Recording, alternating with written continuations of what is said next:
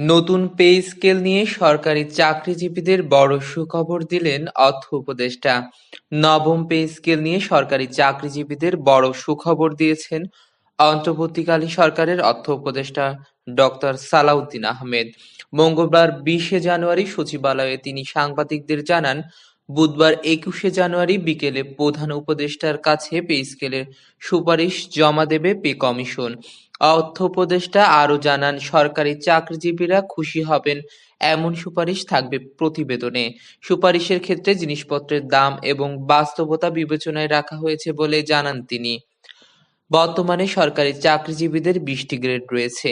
কমিশনারদের অনেক সদস্য মনে করেন, বিদ্যমান গ্রেড সংখ্যা একই রেখে যৌক্তিক হারে বেতন ভাতা বৃদ্ধির সুপারিশ করা দরকার।